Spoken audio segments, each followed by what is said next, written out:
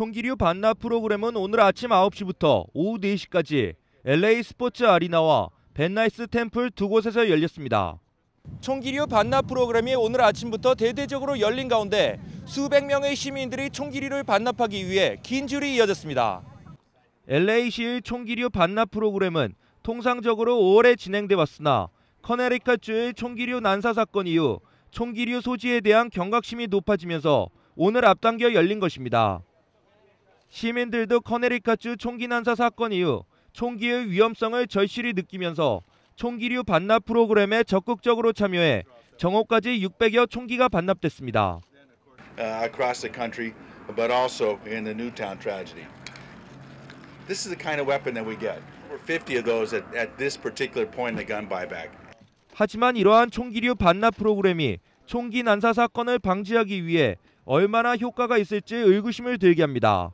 Tragedy never happens again.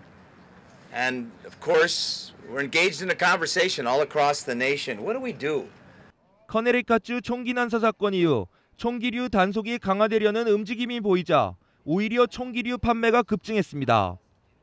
브라운 넬스 총기 제조업체는 커네리컷주 총기 난사 사건 이후 총기류 판매가 급증했고 3년 반 동안 판매할 양을 탄창을 지난 3일 동안 다 팔은 것으로 드러났습니다. 총기류 소지 규제가 강화되면 현금을 많이 보유하고 비즈니스를 하는 한인들은 걱정이 이만저만 아닙니다. 송금 업체를 비롯해 리컬스토어, 일부 소매업체 등은 총기류 규제 강화에 반대하고 나섰습니다.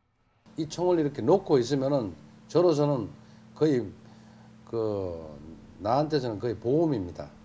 라이프 인슈런스를 해요, 이 총이. 다른 건 나를 지켜주지 못하니까. 이렇게 큰 총이 이렇게 있으면은 저로서는 아주 안심이 되고 비즈니스. 반면 한 한인 학생은 총기 난사 사건 이후 학교가 가기 무섭다며 연방 정부의 총기류 규제 강화가 시급한 상황이라고 설명했습니다. Scary that someone like people can lose their lives really quick, like immediately out of nowhere. They should regulate the people and like shootings and like there's been a lot happening recently.